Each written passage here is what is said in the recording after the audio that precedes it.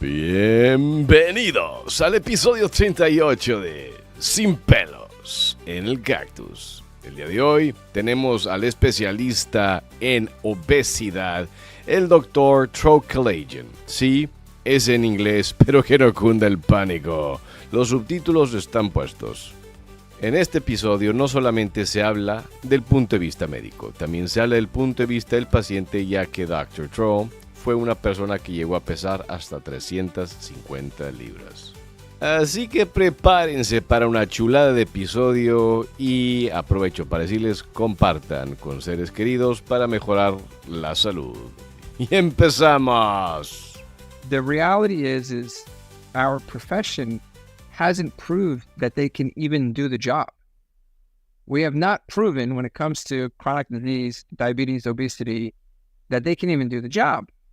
So when I go to social media, and I know when you go to social media and we're passionate and we attack, some of the orthodoxy in medicine, it's because these fuckers have done nothing.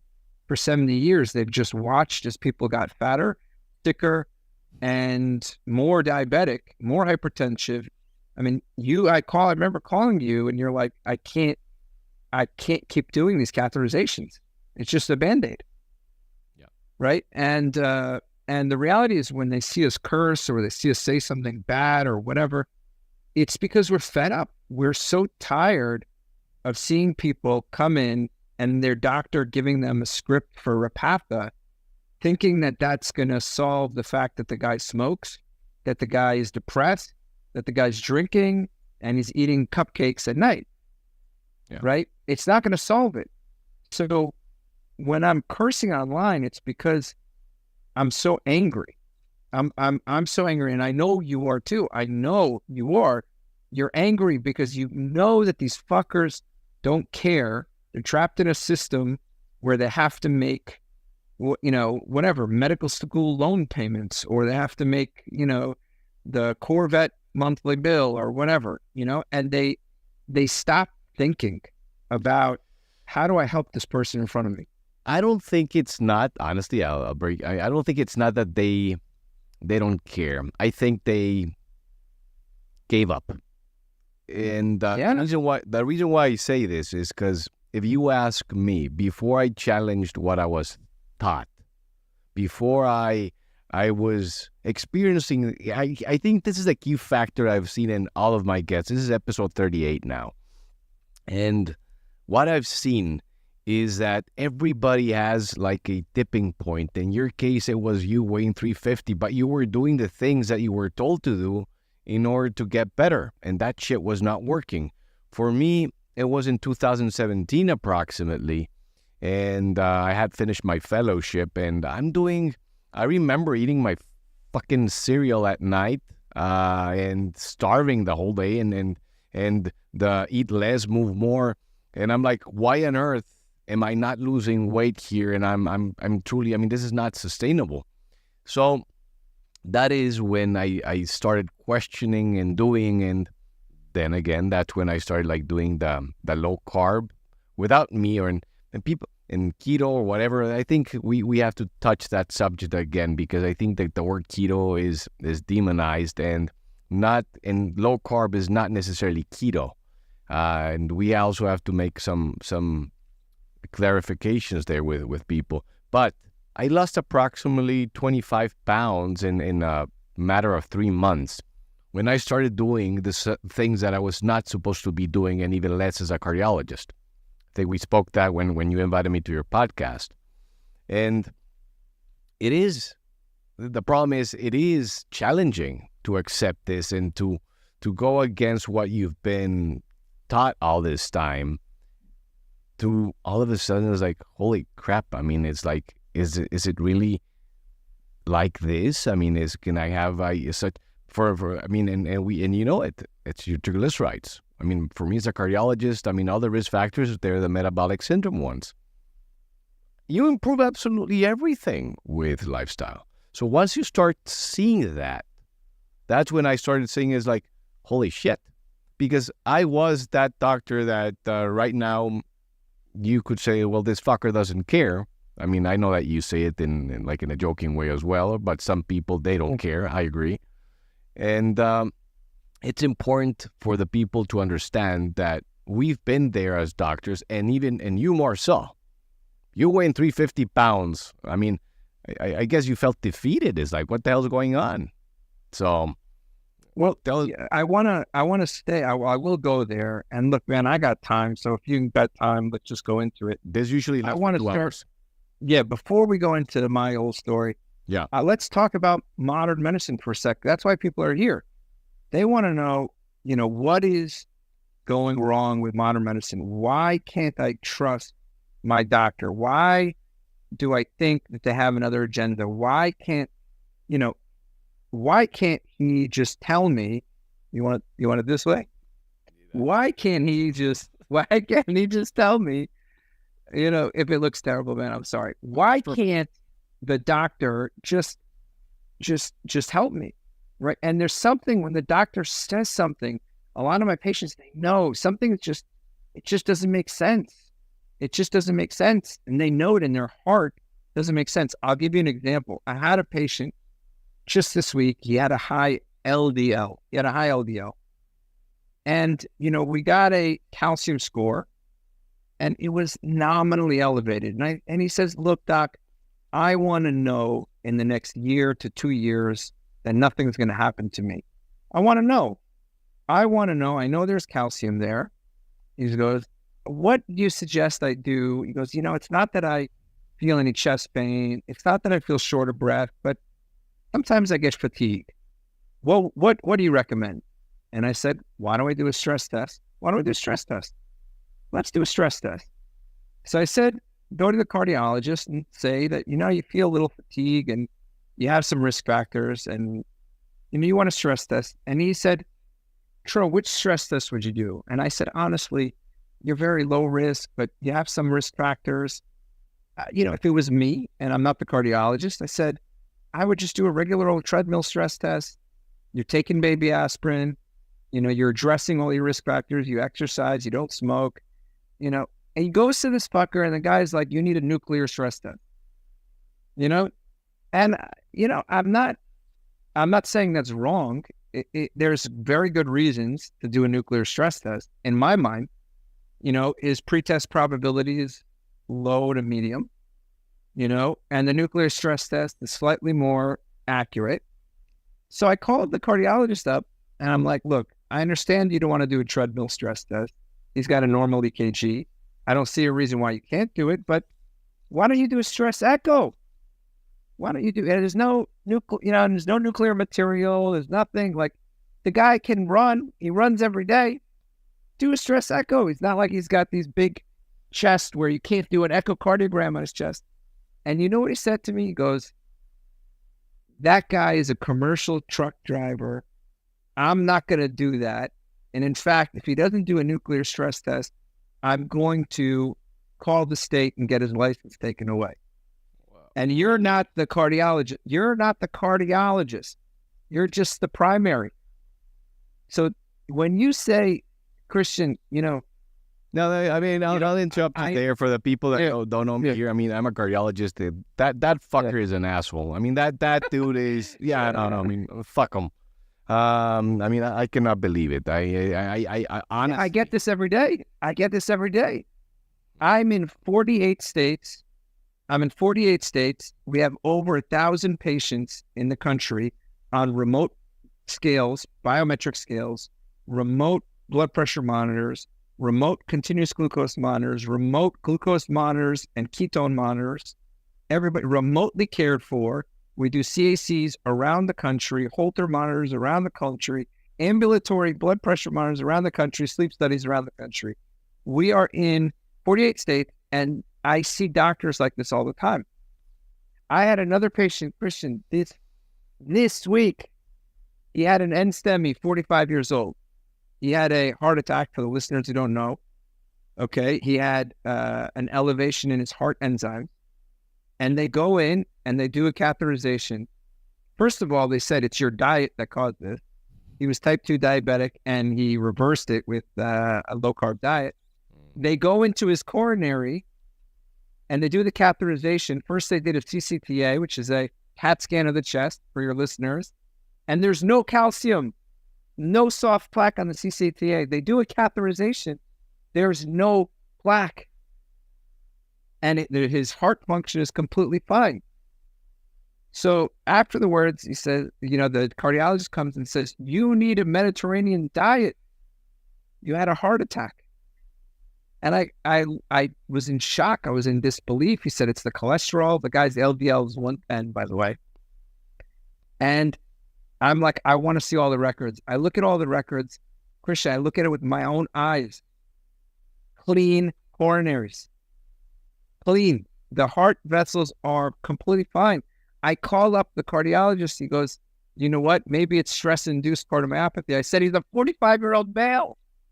That's insane. It's not a heartbroken syndrome. He's not a 70-year-old, female with a heartbreak. You know what he said to me? He goes, we see this all the time, completely normal coronary. And I know you're thinking vaccine injury, myocarditis, or something like that. We're going to get the platform soon. You want to know what it was? Take a guess. And it wasn't this. It wasn't that. I mean, common things that I see in this situation, a hypertensive emergency would be causing a type 2 MI. Didn't do it. No, a good thought. Yeah. I'll give you a hint. The guy has terrible migraines. Terrible migraines. And he takes medication for it. Sumatriptan.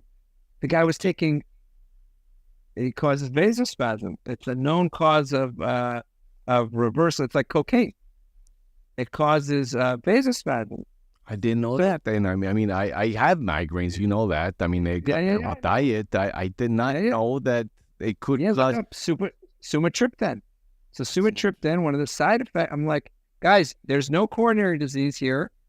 I was like, he doesn't have a viral myocarditis. You guys did the whole panel. These vaccines were 2 years ago, so that's not it.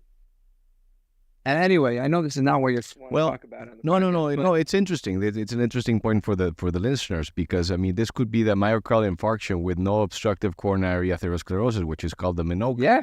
Now, a vasospasm of the microvasculature definitely could do it. So I did not know that. And if he's abusing it or taking it a lot, there's other forms, but I thought it was done. Yeah, well, I see that, but you know what? You know what? With the stress-induced cardiomyopathy or the Takotsubo, what I see a lot is this last couple of years, people. I think we're living in an era that people are mentally unstable, but at just ridiculous numbers. So they just went apeshit crazy.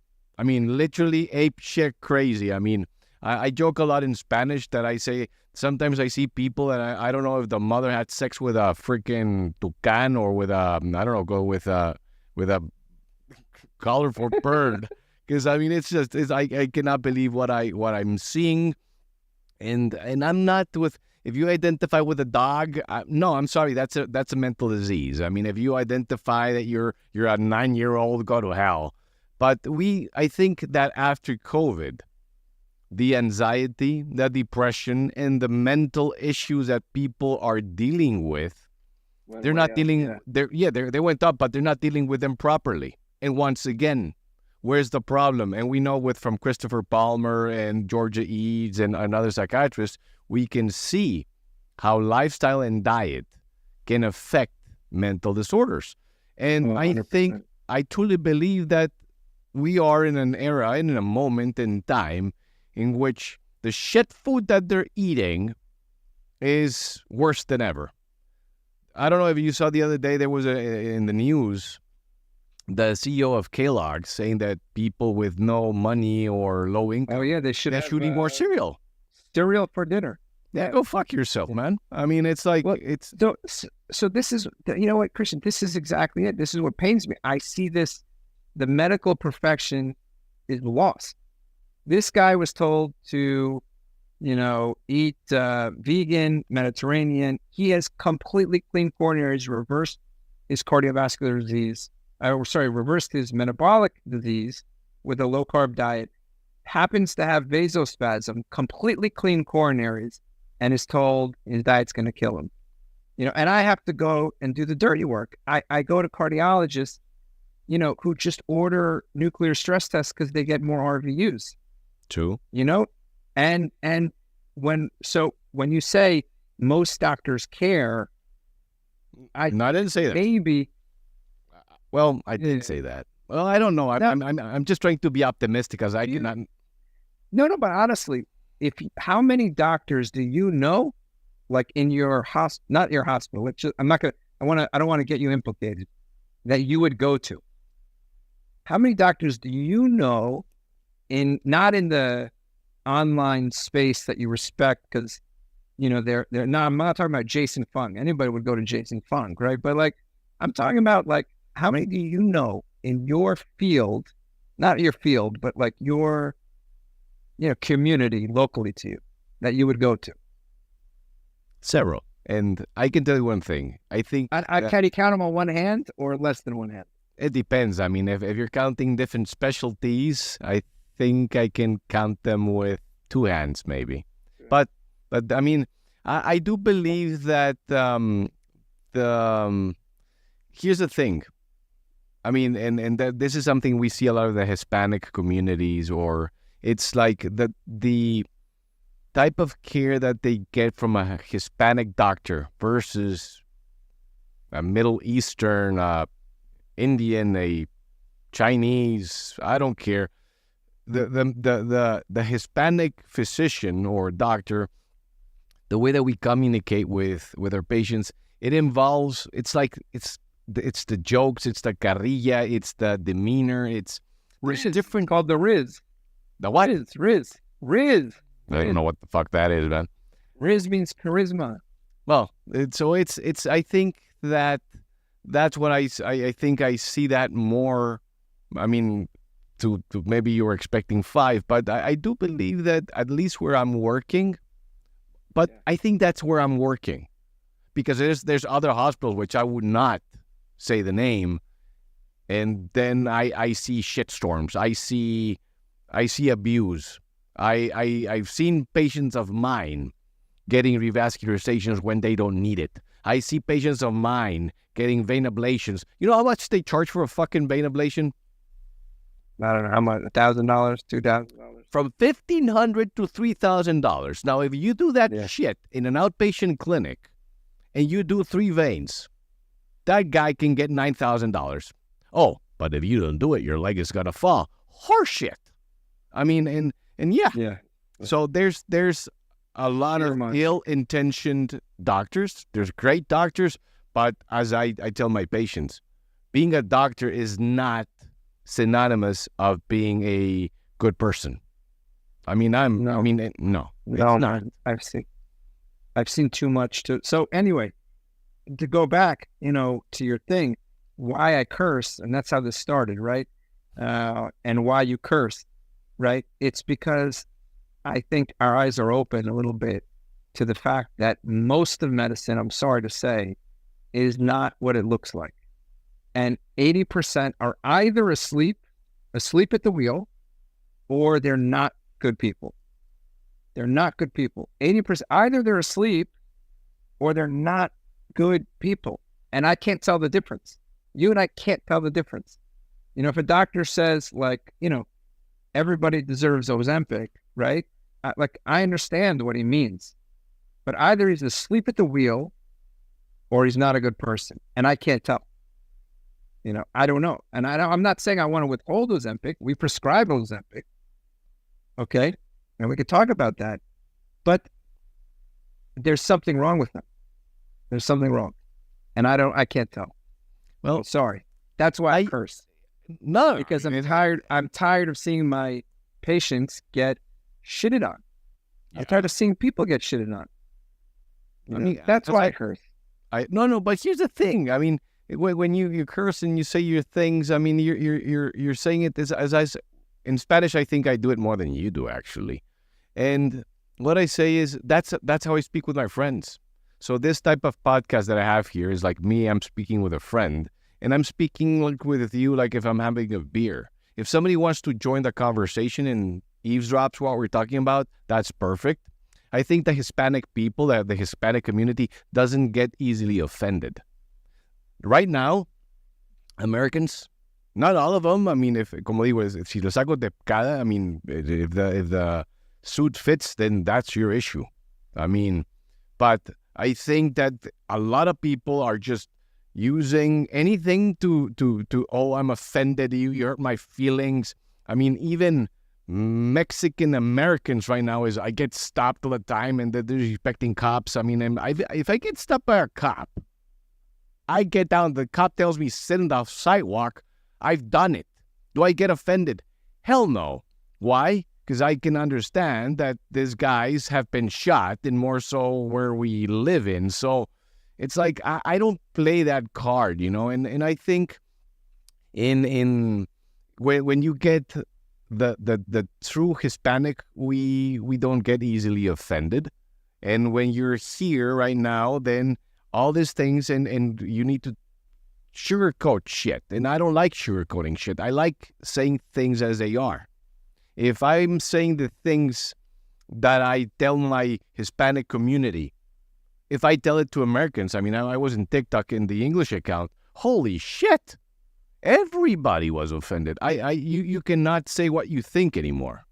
So you can't even joke. You know, comedy's dead, they say now, because everybody gets canceled. You know, true. I think where the pendulum swung too far with politically correctness, and you know, it's gone too far. I'm with you, and you know, do I regret being so abrasive online? Yeah, a little bit sometimes. You know, but I'm just as abrasive academically now when I publish papers. If you know, we just say it differently. We say True. The National Lipid Association should reconsider its guidelines and be more flexible. It's just a nice way of saying, fuck them, they're paid by pharma, right? It's the same thing, just said in a different way. We think that the American Psychological Association should be a little bit more flexible. And we think that you should not withhold low-carb diets, right? It's just another way of saying you're a biased shithead and stop, you know. It's just so, I can play the game. I just don't like it, you know? Yeah, no, and I mean, and you have to know the people that are listening to you. And for me, I've always said, I'm straightforward. You don't have to like how I say things, but I'm not going to sugarcoat it. If you get offended, I'm not here to criticize you. I'm here to help you and to help you understand what things I've learned throughout my career and things that don't work and things that I've questioned. And so I think more and more we see patients like, you know, doc, I'm not taking a statin. Okay. Well, who are you? Now, if you are a guy with cabbage times 4, you've got 4 bypasses, you're not that kind of guy that I'm going to tell you, dude, that's fine. You read it and I'm no. It's like, I'm going to tell you, look, there's certain things, there's certain reasons. And for example, with cholesterol, I mean, I don't see cholesterol as the God-forsaken molecule of heart attacks. For me, it's everything. It's your lifestyle. I mean, so if your cholesterol is a little bit high, but then again, everything else is perfectly fine. There's no insulin resistance. Your insulin fasting is in 4. Your Kraft curve is 1. Your triglycerides is 70. Your HDL is 70, and then your LDL is a bit high. Now I even know that. I mean, I learned this from you, and I told, hey, take 20, 40 grams of carbs every day, more than where you were, and boom, it's like. The changes are phenomenal, but this you don't get from reading the papers and blah, blah, blah. This you get from experience and from dealing with the patients, because yes, there was a point that I did not know what to do with that cholesterol. So, but then you get the physicians, the cardiologist, that the patient has already made up their mind. They know they're healthy, they are exercising, and they wanted to be placed on stand by somebody else. They come to you as a physician for you to listen. And they have made up their mind that they don't want a statin. you know what, I'm not going to be here. It's my way or the highway. We're a team. If there is a reason why I do consider that I want to drop your cholesterol significantly, but you do not want to because of X or Y, we're a team. I document that we spoke about it. I speak about the pros and cons, but the pros and cons are also very interesting. Why do I say that? Since we're speaking about statins. So it's sometimes I joke about it. Okay, if you get calcified arteries from statins, that is fine because that is stabilizing the plaque. But if you get it from something else, then that is bad. Now, you go to high-dose statins, atorvastatin 80, rosuvastatin 40, well, your glucose goes up. Now you're more at risk for prediabetes and diabetes. So you're changing one thing for the other. Now, it's not only the glucose being up, it's everything that entails being on glucose being up. Because the glucose going up also means that you're going to be making more triglycerides, which also means that your blood is going to be stickier. So these are the things that you question, that I question, and that we're here to try to make the people understand how it's not just about the reading, it's about your experience. And hey, as many of my guests have said, unlearn things. I think that is key. We have to learn to unlearn. And I think that is a factor. And I think cardiologists can be very stubborn. No doubt about it. And I can imagine the shit that you have to deal with. It must be annoying, you know. A lot of doctors, man. A lot of doctors. But no, you're absolutely right. I think cardiovascular prevention is multifactorial. And now, you know, I have to be honest. I mean, we're getting calcium scores on nearly every patient. We're getting carotid and femoral artery ultrasounds with requests for plaque visualization on every patient. We're doing carotid and intermediate thickness on nearly every patient. We want to know if they have plaque. If they have plaque, the risk discussion is different, right? The risk discussion is different, right? If they don't have plaque, like you said, you know, it's a risk benefit. Here's your 10-year risk. Here's your lifetime risk. This is what statins, the meta-analysis says. The latest one published in JAMA Internal Medicine said 19% relative risk reduction, right? Which if your 10-year risk is 5%, it's like nothing. It's nothing. So, but in some cases, when your risk is high, like you said, the CABG patient, 20% risk, okay, then fine, I'm listening, you know? If you're telling me I'm going to lower somebody's risk by 5% in the decade, I'm listening. You know, I'm not saying no, you know, like, okay, tell me what. If you told me I got a credit card for you, 5% with less interest, you know, I'm going to listen. If you tell me 1% interest, I don't give a shit. Get out of my office. You know, like, I don't care, man. So I'm with you. And we document what you're talked about is shared decision-making. Yeah. Right. There's a word for that. And we have to do that. We have to respect our patients, because I have patients that are 20% risk and I tell them, here is the benefit. And they're like, I don't care, doc, I'm not taking it. And then I have patients who are like, I'm like, your risk is 7.5%. Like, but I want to take it. I'm like, I'm happy to give it to you, but I wouldn't. If you were my brother or sister, I would say I wouldn't take it. But it's still their choice. You know, it's funny. I'm here to facilitate. This is exactly the struggle that I've been having, and it gets me even more pissed. So, for example, right now in TikTok, it says that the content has been restricted because some people might find it disturbing. I don't know what the fuck I said that we can call education disturbing. I mean, it really pisses me off. I mean, So stop it and reset. No, the hell. I mean, it's like, I mean, I gave up on that platform a long time ago. I mean, it's like, we'll get the YouTube and put it there. Whoever wants to listen, whoever wants to learn, that's how I do it. But anyways, so yeah, disturbing content on how to recover your health, people. Well, so having said all this stuff, I think that right now, I mean, if you think about it, I mean, I think it's interesting with everything you said, because then that means that you were a physician and you were looking for help from other physicians, and did you feel, I mean, talking about, I mean, if we want to go to that theme right now about, I mean, I think it's inspiring for many, for them to know that you were 350 pounds and you were trying everything. Yeah. I mean, look, I was looking at this as more informal, and I forgot this is going to go to a podcast also, but let's start there. I mean, you know, it is an inspiring story. It inspires many. It inspires me. Even now, I get proud. I get fired up. You know, I mean, how far back do you want to go, Christian? I came from a family where everybody was overweight. Everybody was fat. That's important. By the time I was 13 years old, my older brother was already nearly 350 pounds. When I was 13, he was 14. Okay. He was 14, he was already 350? 350 pounds, yes. By when I was 13, I was already 210 pounds. My current weight, 205 pounds. I was 13 years old. I go to my doctor for my 13th physical. Okay. Dr. Adis, I won't forget this.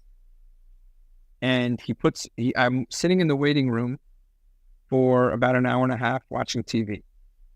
And then he calls me in, and I go up and I go on the scale, and the scale reads 207 pounds. And Dr. Adis looks at me and he goes, "Wow, you're fat."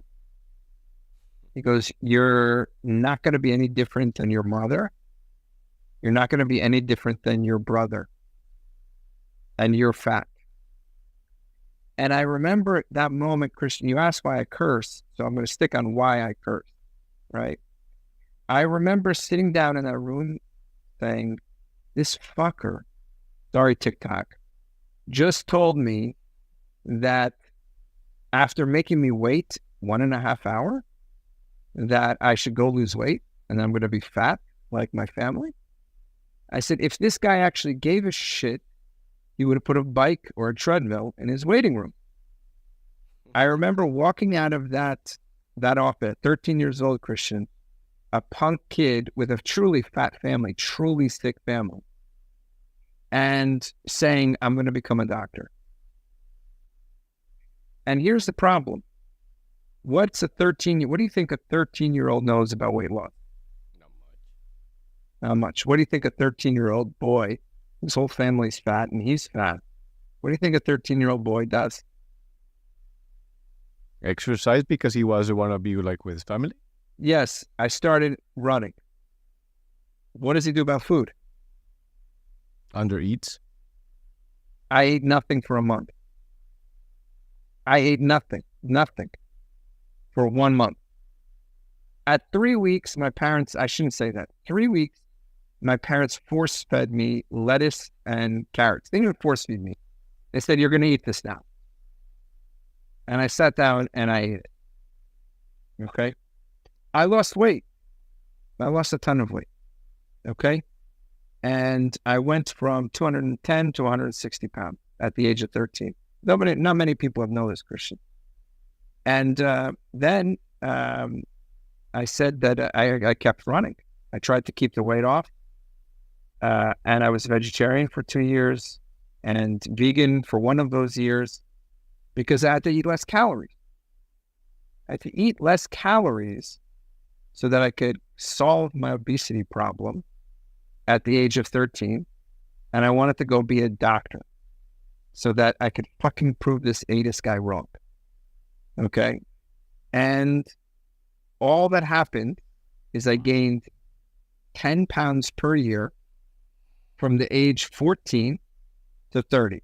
I went from 150, by the time I was 15 years old, 32 years old, I gained 15 pounds per year and ultimately got to 350 pounds. And this is after becoming a personal trainer, going pre-med, going to med school, doing residency, becoming board certified. So all throughout that time, I pretty much every year gained 15 pounds, 10 to 15 pounds. Right. And then, and despite me learning everything, I mean, I went to Yale. I had several doctors around me, the endocrinologist, cardiologist, and I tried to explain to them, I memorized calories, Christian. I was a 350-pound doctor. If you give me a food right now, let's play a little game. You give me a food and you fact check me to see if I get the calories wrong. Okay, let's play a game. Like pick a food, and I'll tell you won't be able to get it wrong because I have the calories memorized. You sure? The calories, I'm sure. Don't give me some esoteric shit. Give me like a fucking banana. Let's try. Give me a second. Let's say one kiwi. One kiwi. Okay. Kiwi, I'm going to go with 55 calories. What did you say? 42. 42, okay. 1 pound ribeye. 1 pound ribeye, fat trimmed or no fat trimmed? Just like that. Not fat trimmed. 1,300. True. Yeah, 1,200 to 1,300. Yeah, there you go. Yeah. Okay. Go. Give me another one. So anyway, I had the fucking calories memorized, bro. Memorized. Okay? And they're like, you got to count your calories. I'm like, you don't fucking understand. I have this shit memorized. And so ultimately I'm 350 pounds, and it's not for a lack of intellect. Right? In me is a drive to eat that's more powerful than most orthorexic doctors and dietitians. And I have the will to not eat, but my drive to eat is much greater than any of them understood.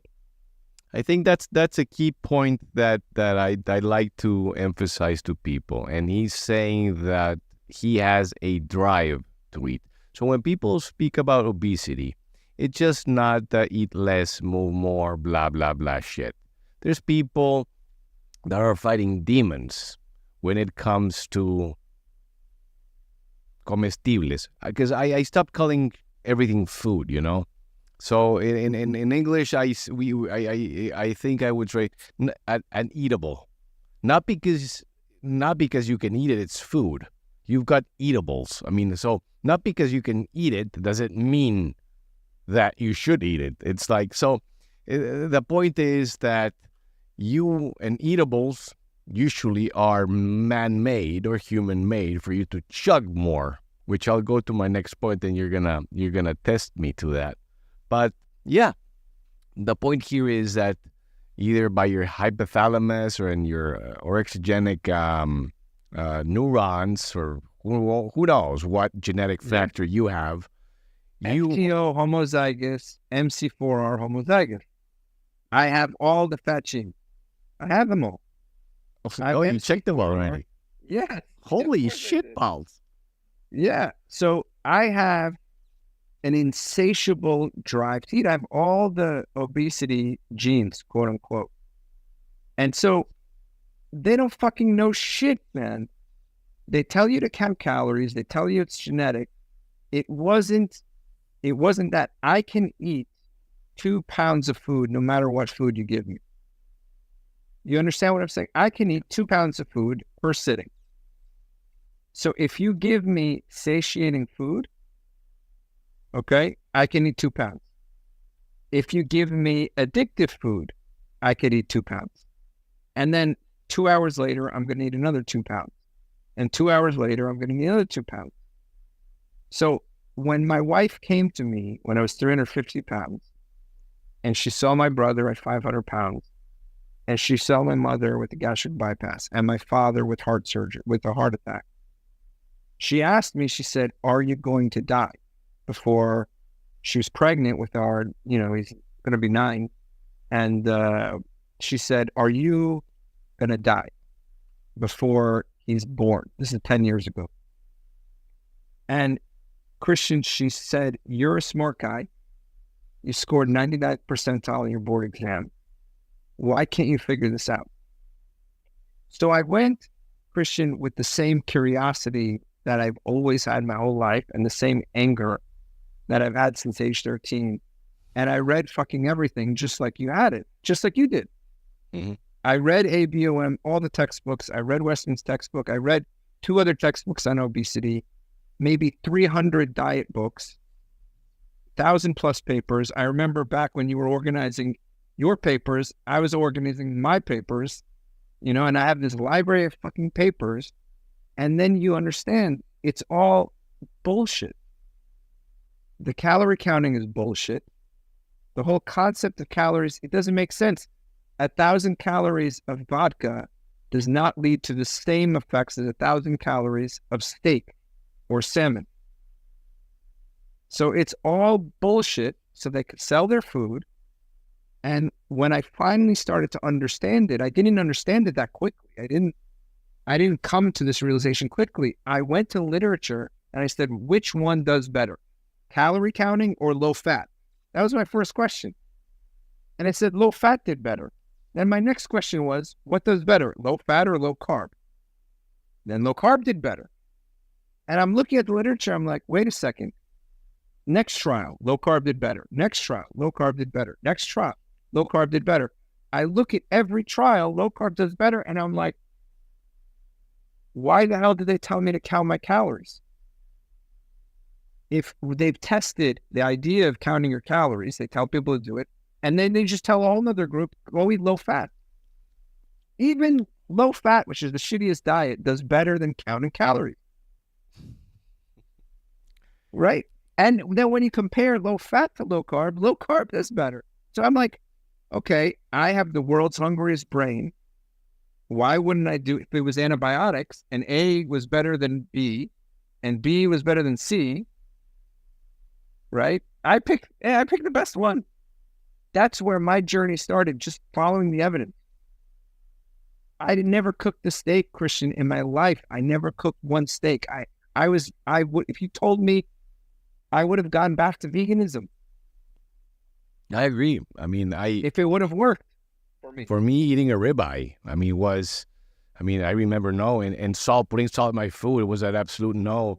Eggs, 2 per week.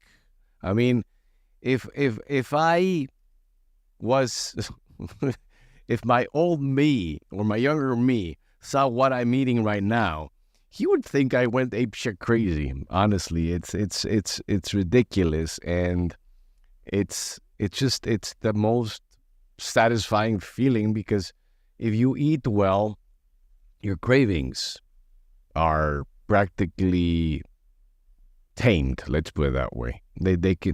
Some might be gone, but they're tamed. Do you recommend for anybody, because how did you get your gene testing? Is it an online thing, or what the hell did you do there? Yeah, I mean, there's some companies that do it, various different companies. I mean, GB Health helps you. Good company. Or can it help? Does it help clinically or personally? No, personally. Because, I mean, I think that can help a lot of patients that are being judged. It's like, there you go. It's just, I'm made this way. Just like, so, because there's always a judging, right? Okay, so this, so we have to take this into account. We have the boxer. I don't give a shit whatever you want to call her, him, whatever. But she was made that way, okay? Well, then, and people are for that. So if somebody with obesity has certain genes, at least I think that comes with a comfort that, you are fighting against, you're fighting a fight that is more challenging to you than it is to your neighbor, or than you are to your. So in my thought process, I think that, well, at least that gives you, it's like, okay, I just need to work harder on this. It's like me with my ADHD. I needed to study 8 friggin' hours for something I didn't like, while my other friend was studying for an hour and he got 100. I got an 80. It's just, you have to work harder to achieve what you want, and you're designed that way. And I think that is I don't know if you do it with your patients, if you thought about it. I mean, your thoughts.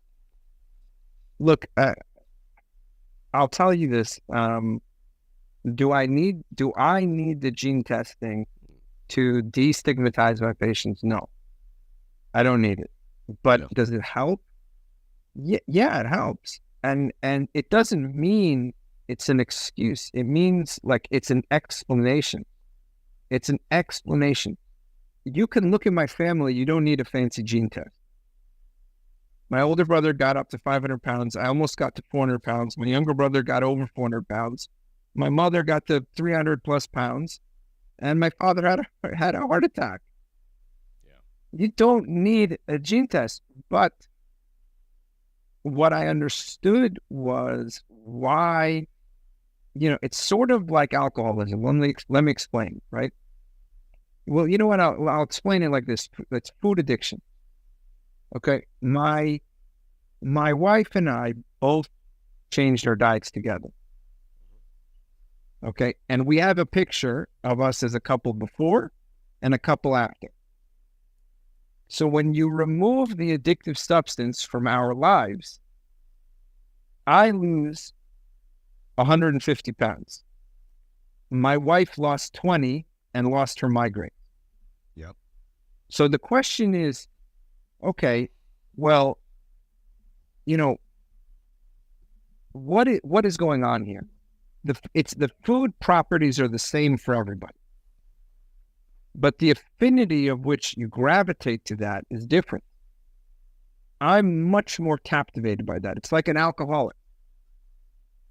There's some people who the affinity for alcohol is very great. For all of us, it's kind of good. Right? It's kind of good to have a drink, relax, right? Kind of good. We're drawn to it. But some people, the draw to drink is so loud and so kind. And what makes it worse? What makes it partly genetic, partly mental health, partly the stress in your life, right? So if you wanted to solve the obesity, what solved it for me was viewing obesity as a substance use issue and not a budgeting issue or a willpower issue. I had no willpower problem. I didn't eat for a month of my life, and I got to fucking medical school and residency. I didn't have a problem with discipline. I didn't have a problem with willpower. Right? Those were not my issues. My issues were not budgeting. I could recite the calories. I had an unrelenting drive to eat that I did not understand. And I did not know how to manage. And once I learned how to manage it, I'm back to my 13-year-old weight. Yeah. And I'm maintaining. And this is it. It's not the gene. It's not the calorie. It's how do you manage your hunger? How do you manage your craving? How do you manage your feelings of deprivation? How do you manage food at social situation? And how do you manage food when you're depressed, excited, celebrating, anxious, stressed out? 5 things. How do you manage your hunger, your cravings, your feelings of deprivation? How do you manage social situations? How do you manage your emotions and how you cope when it comes to food? So these 5 things, if people do these 5 things, they manage those 5 things, they don't have a food problem. They will not have a weight problem. Period. I haven't met somebody. I mean, we published our results. We just submitted our results, Christian. Our 2-year results are 15.5% weight loss. How much? 15.5. No drugs, no surgery. 15.5% weight loss across an employee. Well, this is people who didn't come to me. Their employer hired me and said, take care of anybody who wants to lose weight. So you're close to the upper level results of the tirzepatide results for weight loss, basically, which is what about 20.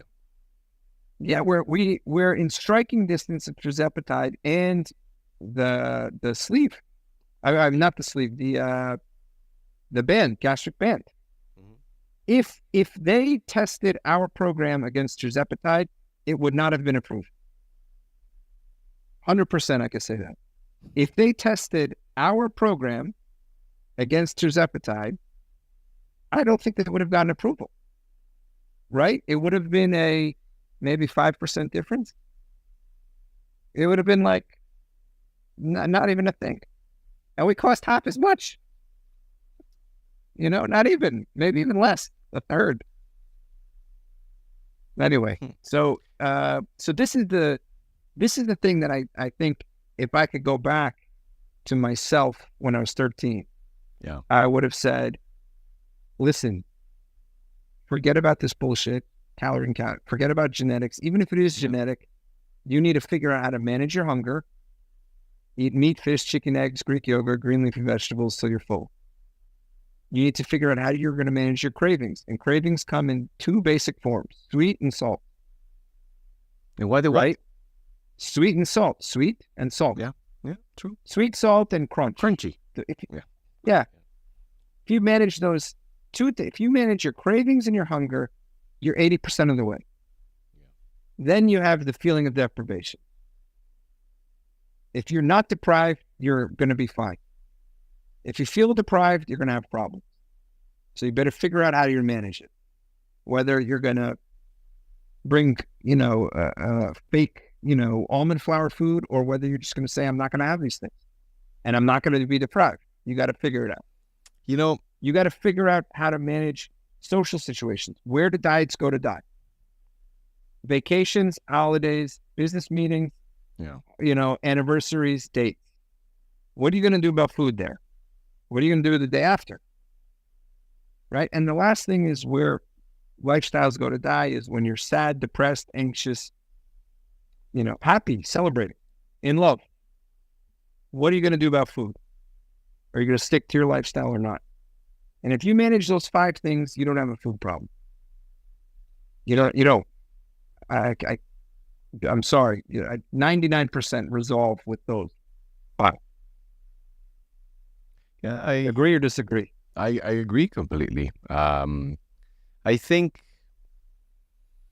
that, for example, what you're saying kind of goes with what I tell people with the everything with moderation. And I think that everything with moderation is a butchered sentence that has not been finished.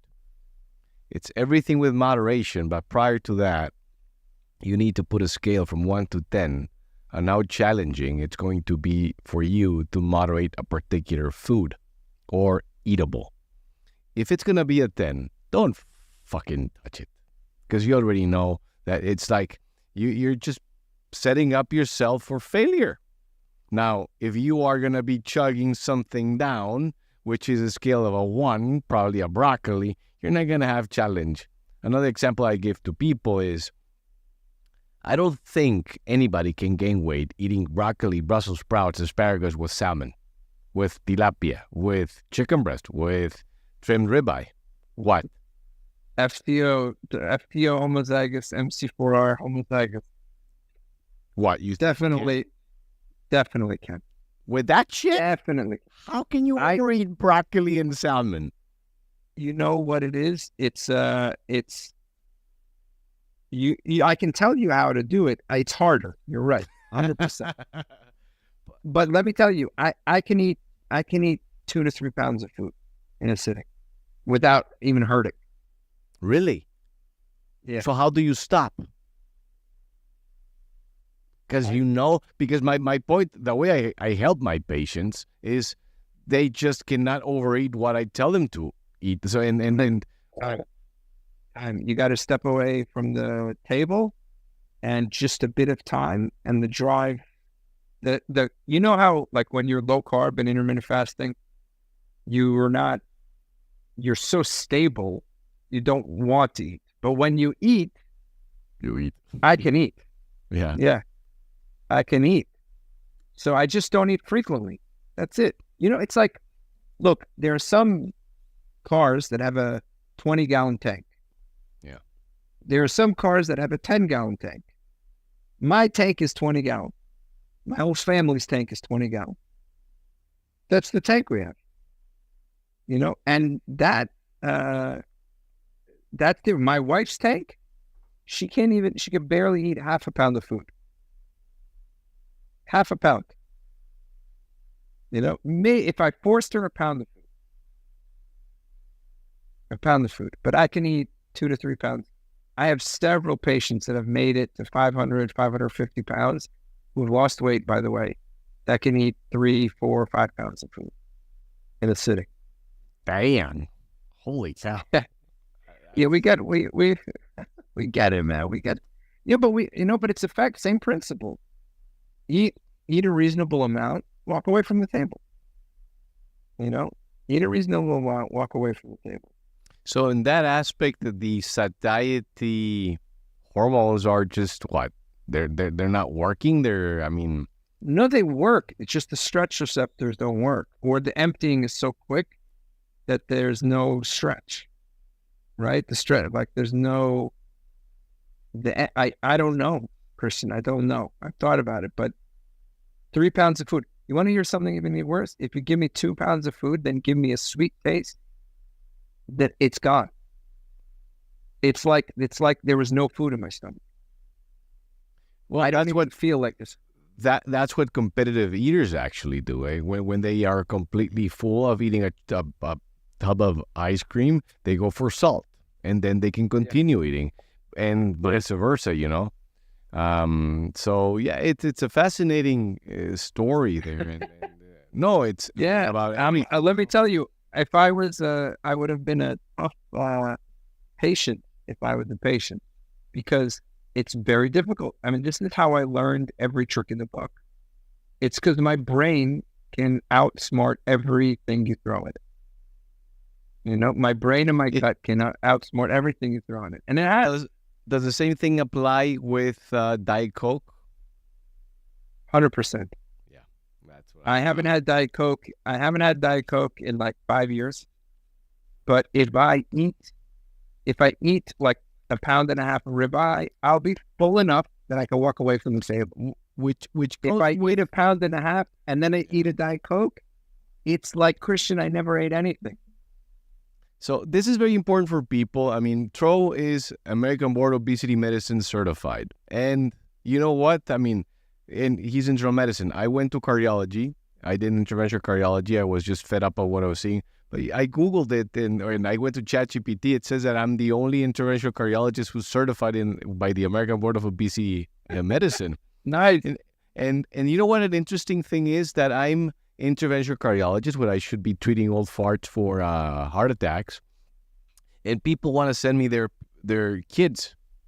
It's like they want to send me their 15-year-olds, their 12-year-olds. I'm like, it's pretty dramatic in this aspect, and I think this is the reason I mention it is because we understand obesity. We've read, we've seen the papers. We keep reading what's going on, and the point that I find I don't even argue anymore, because I do believe, and I think that, I have patients that want to fly from Peru, from different parts of Latin America. Yesterday I had a patient that she wanted to fly from Mexico City over here, and I told her, but the thing is, we listen to patients. If you tell me food is not addictive, and you give me and you tell me, it's like, I don't care what the hell you call it. Is it problematic to stop eating? Is it addictive? I had the conversation with Unwin about this. Why is it so problematic within the medical community and some nutritionists saying, well, food cannot be addictive? Okay, eatables can?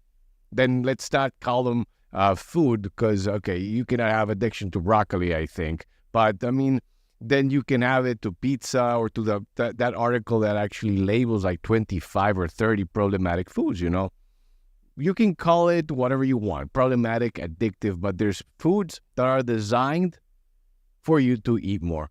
And the reason I'm emphasizing this point is because Diet Coke and diet drinks are usually a point of controversy between obesity medicine doctors. And what I can tell you is, if they're eating, and you just mentioned it, you drink a little bit of Diet Coke, and all of a sudden, you can eat more. The same shit happens if you get un totopo with salt, a crunchy one, and they're done. They had the ribeye, but now they ate that thing with guacamole, they can eat another bowl of that shit. So that is very important, and people need to understand who they are and what is problematic for them. Like, I understand what can trigger my migraines. Don't do it. Well, you understand what can trigger for you to eat more. Then, be careful with that. So, but yeah, I mean, diet drinks is something that I see constantly a fight about, Well, so the concept of changing the flavor profile, it's a sensory specific satiety. There is a special mechanism that detects differing tastes and drives hunger. And this even, I'm going to give a comparison between me and my wife. When my wife goes for the chips and the guacamole after the meal, she has 1. I have 15, right? So because she just needs the taste and she's already full. I don't have that taste and full. I need to feel full. And the taste of it makes me not feel full. So it's like a whole nother eating episode, meaning there is addictive qualities in it, period, right? And that different taste or different texture drives every human to eat more. But if you have a vulnerability to addictive food, you're going to eat a lot more, right? My wife eats 1 more chip, 2 more chips. I eat 20, right? It's the same thing.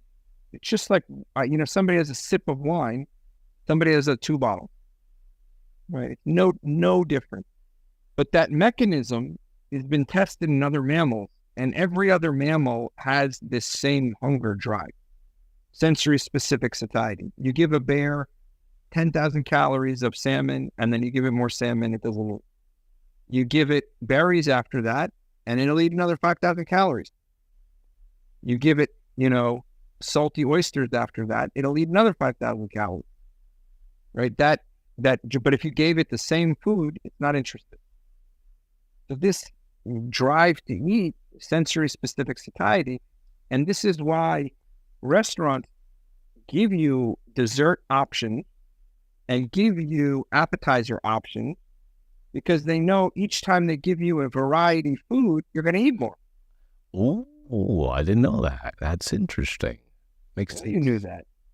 No, I mean, I didn't know from the business standpoint, but that, I mean, I knew that the sensory specific satiety, it makes sense why they divide it like that in your appetizer, your main course, your dessert. I mean, who knows? Yeah, and now they charge you for side plate, They charge you for side plate because they know, right? They're catering to a ingrained mechanism that they're exploiting for profit.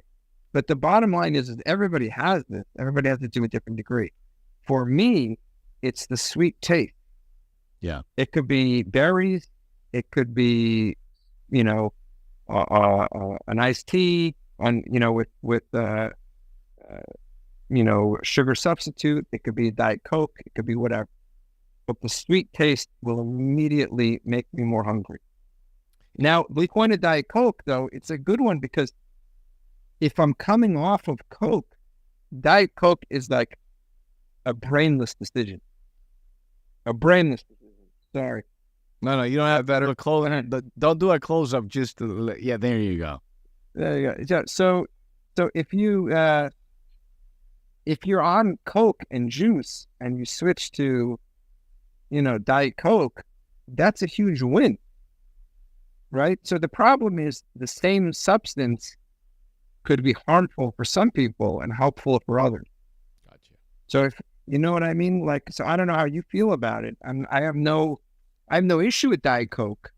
I think it's actually, good for some people because it's helping them stop Coke. But I think it's not an ideal. Go drink water. Go drink. It's perfect. Well, you have to know the patient. There you go. And that is exactly. So you have to ask, if you drink Diet Coke, have you noticed that you eat more? Yes, you've got your answer. Then stay away and try to wean off.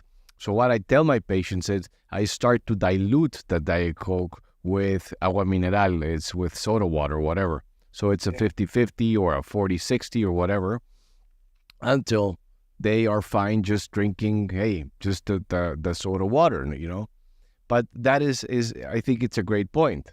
It's not that we're saying, you cannot drink your Diet Coke. It's that you have to learn. You have to ask a couple of questions before you go that route, because there's definitely people that will tend to eat more if they're having their Diet Coke or their Diet Pepsi or whatever the hell.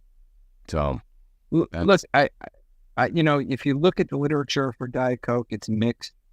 It's not, I would say, not clear, but I think it's just individual. Does it help you? That's the bottom line. Does it help you? If you're on Coke and juice and you go to Diet Coke, probably it can help you. If you were otherwise doing mineral water and going to bed, like, why are you drinking Diet Coke? Put it down, have a seltzer and go to sleep. True. If anybody tells you they have the answer, I think it always depends on the person, For me, it's like, I know that the people can lose weight with your vegan diet, with your carnivore, blah, blah, blah. For me, it's like, for me, low carb is my definitely go-to. And I will say this because of at least my demographic, my population, everybody eats tacos, sopes, tamales, tortillas, bread, hot dogs. I live in so it's in the border. So we've got the junk food from United States. We've got all these Mexican antojitos from Mexico. And now you combine them and you make a freaking monster, It's like, it's really tasty food. The other day, I went with my kids to a restaurant and I just had my chicken salad. And that's only the appetizer, sir. It's like, bring me my appetizer. I'm like, holy shit balls. It was a huge bowl. I ate it and I'm like, thank God I didn't order anything else. So even the portions are distorted and people feel that they're being ripped off if you get a human-sized portion. That is at least my conclusion here where I live, which is the fattest city in the United States. Look, it's been 7 years in a row now. Look, I'll tell you, maybe I got to come to McAllen, but I stopped focusing on portion. Portion for me is the last line, right? Most people will stop eating if they're not hungry, if they're full. If they're not hungry, if they're full, they're going to stop. Do I care about the portion? Not really. I care about portions of addictive food. That's it. Yeah. I do not care about portions about food that it's going to nourish somebody, it's going to help somebody. If it's fish and broccoli and asparagus, I don't care about the portion. I don't care. I don't care about, for 99% of people, I don't care. For the 1% who has, was 400 pounds or more and has the FTO and MC4R genes, they can care a little bit about portion. They can limit from 4 pounds of food to 2 pounds of food. But most people, if you just cut out the addictive food, and the problem is people who are obese, this, they're the ones who have folate deficiency, B12 deficiency, vitamin C deficiency, vitamin B12 deficiency. When these, excuse my language, really people with obesity, fat people like I was, when they go and they try to restrict what they eat, they're already so nutrient devoid, so insulin resistant, so inflamed, they don't realize they actually have to eat more for a long time. They have to eat more for a long time because they're so inflamed and so depleted, they have no ability to even think. I tell people that come to me for a month, don't even try to lose weight, and they're like, I'm like, they're like, I'm going to McDonald's, doc. I'm going to McDonald's and, I got to lose weight. I just got to quit. I'm like, no, don't stop going to McDonald's. Keep going to McDonald's. I'm like, go just get the hamburger patties. Go get a 1/4 pound patty, just a 1/4 pound patties, and eat that with salt. Go get a side of pickles and, a side salad to make Christian Assad, the cardiologist, happy, And but this is what they say, Doc. And I'm like, how many would you get?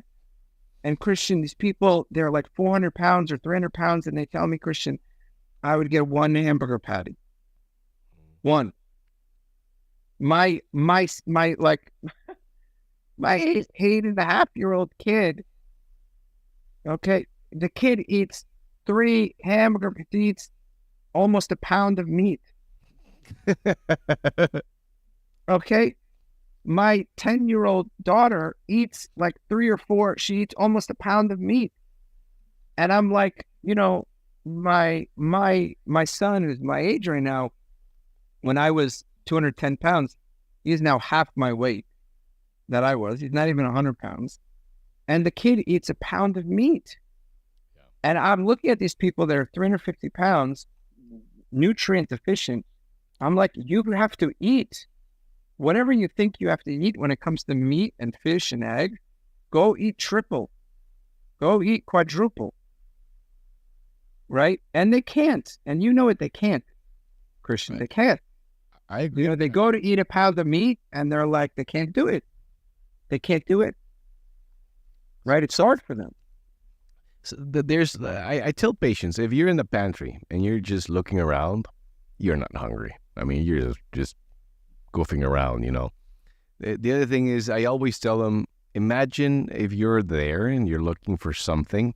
If you had in front of you a nice, I don't know, let's get something tasty. Asparagus with Philadelphia and a nice piece of toasty bacon around it, juicy, and the salmon. If you wouldn't eat that, you're not hungry.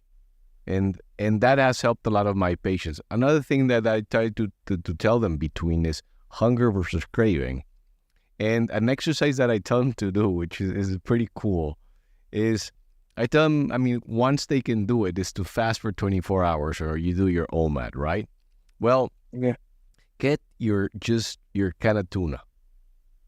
Just a can of tuna. I don't care. You can put lemon or salt or don't put anything. But the first can of tuna, after that 24-hour fast, for most people, it actually tastes good. It's great. The second one tastes so. The third one tastes like shit. They will not finish the third one, which goes with the satiety or the sensor satiety, But it's for me to show them only 2 cans of tuna is what it took for you not to want to eat more. In other words, you can lose weight without being hungry. It might not work for everybody, but what I'm trying to get to the point here is you need to find hunger and cravings are not the same. You're 100% right. Hunger and cravings are not the same. You have to deal with hunger. That's real food. Yeah. And then you have to figure out what you're going to do with cravings. And that's hard in our modern world. It's very hard. It's very hard. And it's key to identify the cravings because I think it has to be like with alcohol and drugs.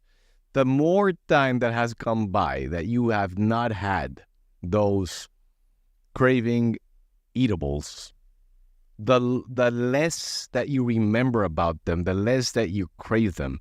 So the longer that but for me it happened. I remember with the when I'm doing the Diet Cokes, I can stop not taking them. But if I'm doing a week in which I'm drinking them, I actually want to get another one. When it has been a month that I have not, it's the other way around. I don't even want to taste it, So those things are important. And yes, the thing with our medical community is that, well, that's anecdotal. It doesn't mean it. They give you a randomized control trial. Who gives a shit? The patient doesn't care about your randomized control trial. He cares about, or she cares about herself or himself. So we have to know the patient. We have to know their story. So I think that's been one of the ways or reasons why me with a brief talk with a patient, I've helped patients drop also like 100 pounds in a year. And this was even me before doing the ABOM thing.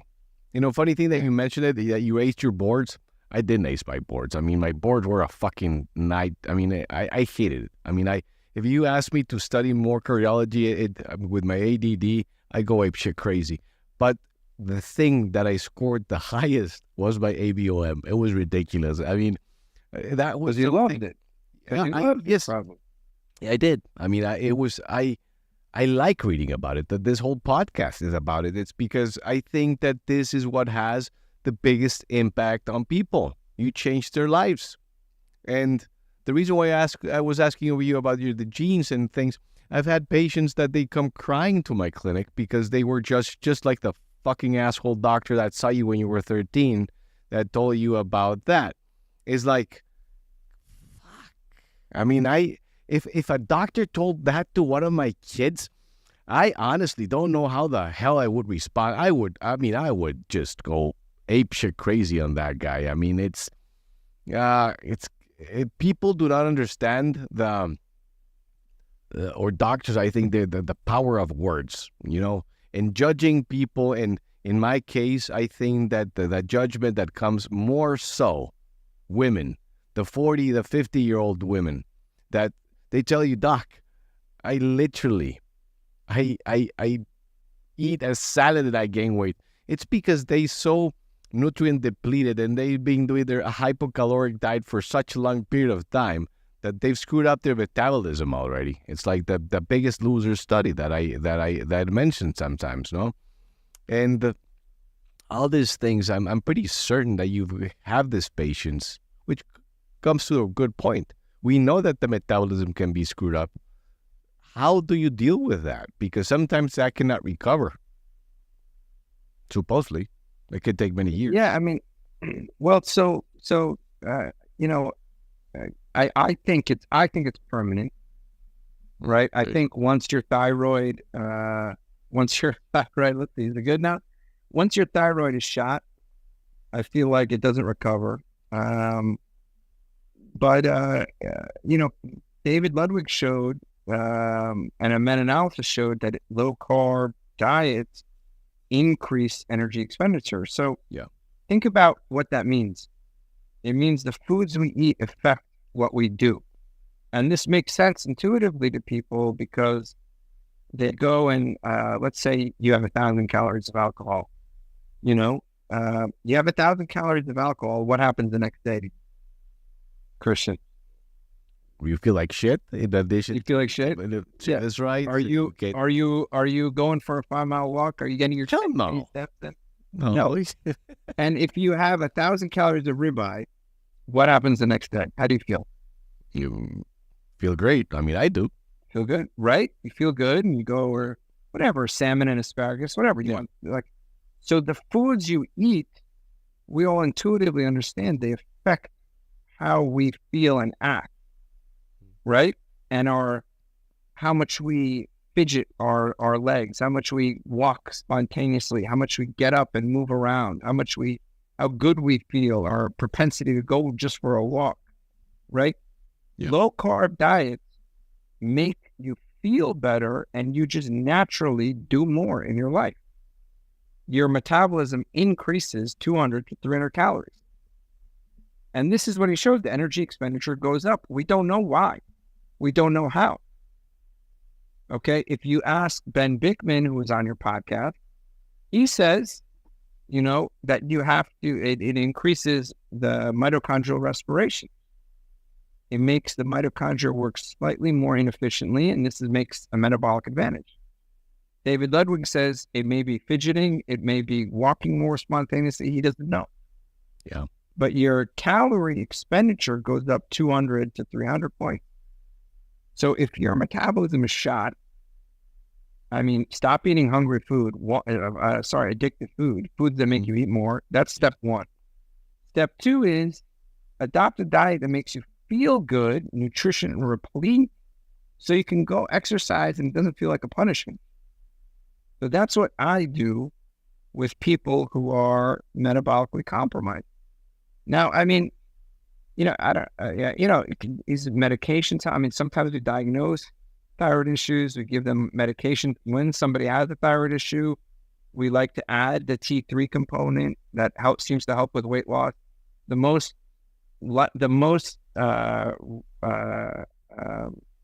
Out of all the lab work, the most likely to predict Weight loss maintenance is your T3 level, right? Is your T3 level.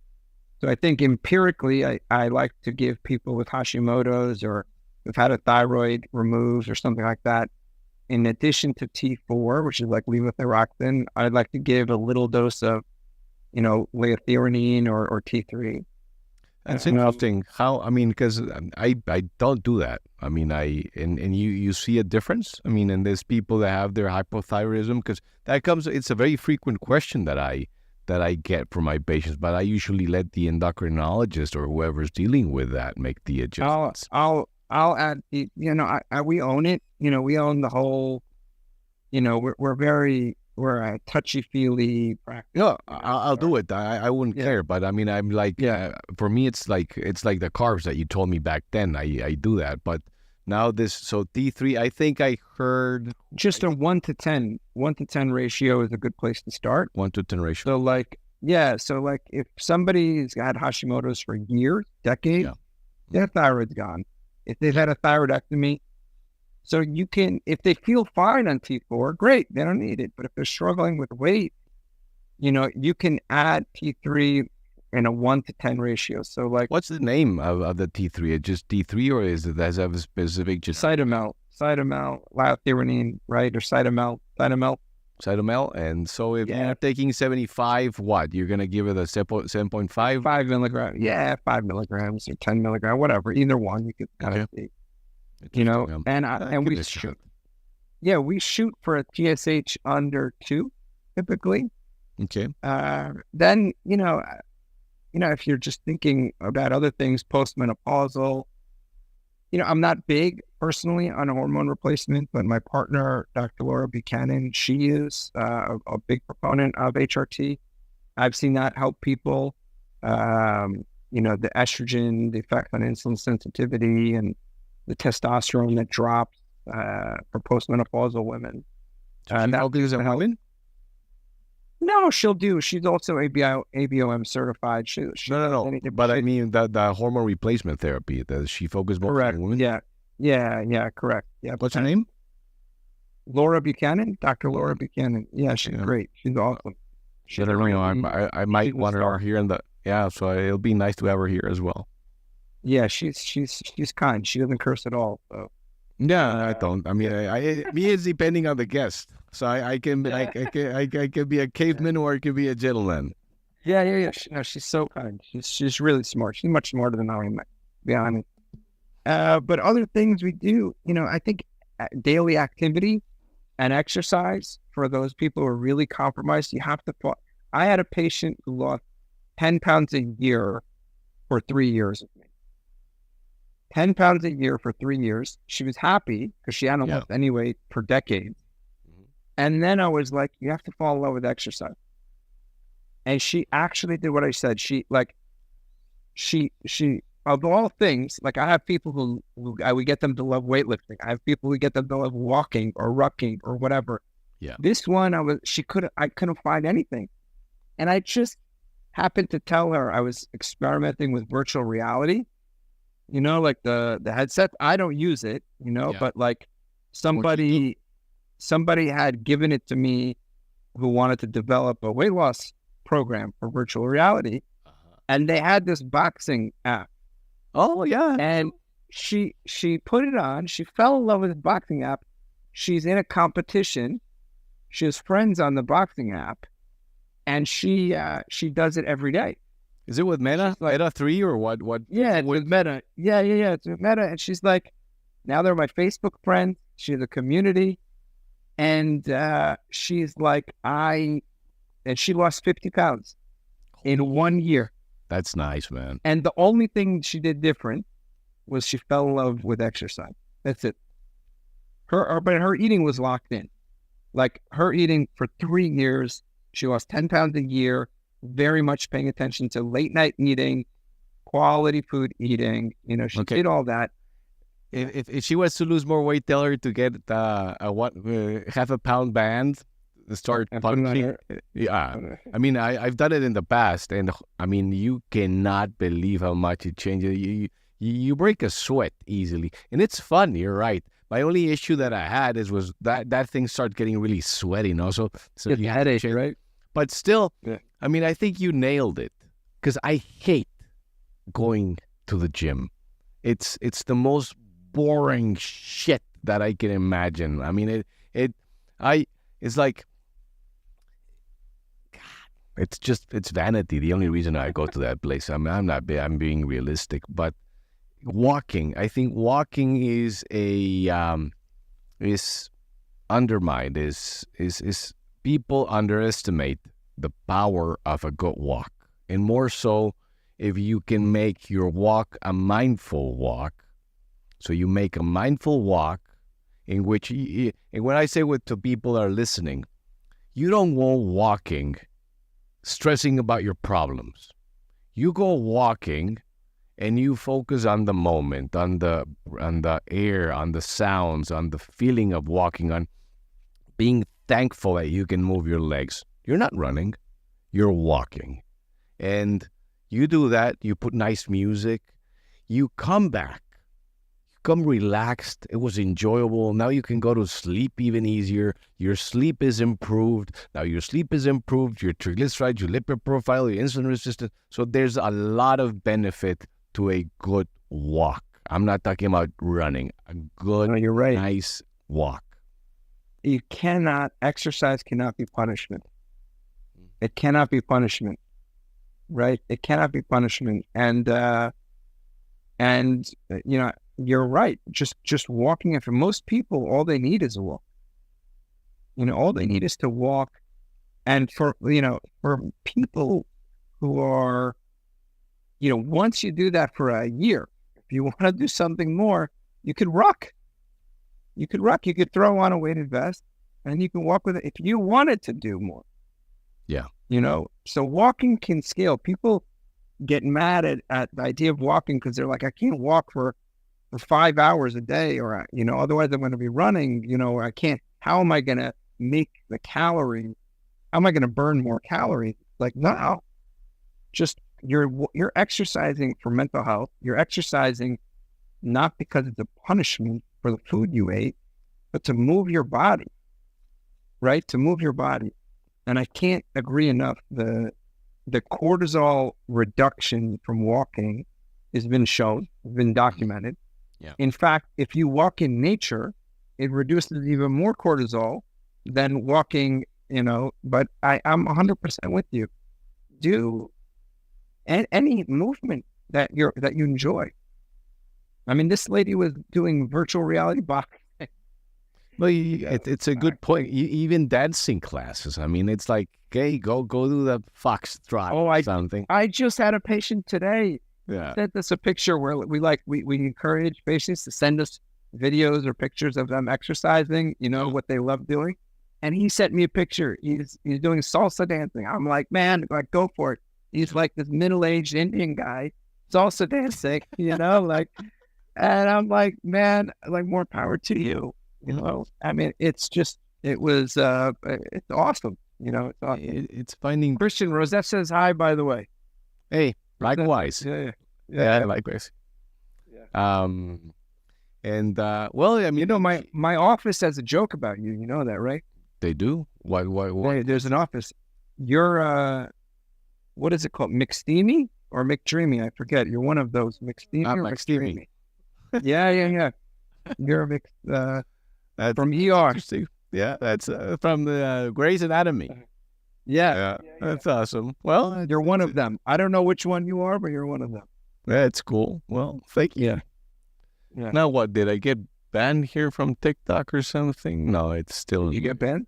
No, I mean, I keep getting warnings, man. I mean, it's like, I just don't get it. We're giving good material. We're giving education to people. We're giving, things that can change their lives. And it's like, it's disturbing content, whatever. I don't care. I mean, that's what YouTube is for.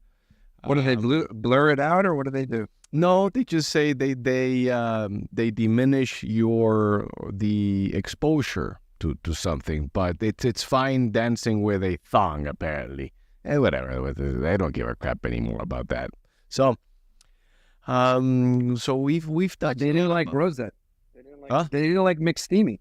It was an ER reference. They didn't like. Who knows? I mean, I don't know what they complain about everything. Let's see. So we've touched about, there was a study that said that there were some like receptors in which the body learns or notices that you've lost weight. It's about the weight lost. Do you recall that one? Because right now that you said the weighted vest, I'm like, okay, if you lost 30 pounds and your body is noticing that, yeah, I understand that moving more weight involves more work, which means more calories. But I had this thing that if you could trick your body going back to think that you've gained that weight by using a vest. And there was a study that I was actually touching about it. Well, what do you think about it? Is it worth a shot? I mean, yes, I think it's worth a shot. So I guess that the important point is if you're gonna be using and you're walking and you wanna take it up a notch, is get a vest, but don't overdo it because you're gonna screw up your back. So maybe a 5-pound vest, 10-pound vest. Yeah, you can start. Look, if you have not done any exercise, then no worry. Right, just start walking. Just start walking. You're gonna be fine. If you're getting started with exercise, what you want to do first is tie it to secondary reward, like you talked about. Either get the relaxation, listen to music, do a podcast, make it so you get some sort of secondary reward, right? Because for most people, if you can make it mindful in nature and it de-stresses you, that's your secondary reward. If that's not your thing, listen to a podcast. If that's not your thing, listen to music. Right. Once you're so regular doing that and it feels good, then you could think about scaling your walk. You don't have to, if you enjoy it, people have struggled with scaling walking, and it's true. You're like, okay, well, what do I do now? I'm able to do, I don't want to run, I don't want to jog, I don't want to sweat or whatever. Just put a weighted vest on. Yeah. And you can start with 10 pounds. They have ones that are adjustable from 10 to 80 pounds, and start with 10 pounds and see how you feel, and then you can raise it 5 pounds every month, and your body will handle it, especially if you've lost weight. I was carrying 150 pounds before. You don't think I can carry the 80 pounds? No, you just got to get used to it. Your body was used to it before, so I'm in terms of like the weight thermostat, which is your question or whatever. Yeah. I don't know, man. I think it's all like, it's a hypothesis. Yeah, I got you. It's all a little bullshit, BS, in my opinion. It's like, okay, I have a weight thermostat. Okay, how come I haven't gone above? My lowest weight was about 195 pounds. I haven't really gone above 215. I'm at about 205 right now. Yeah, I haven't gone above 215, and I just hover in that range, 195 to 215, 195 to 215. Yeah, that's a hovering. You're right.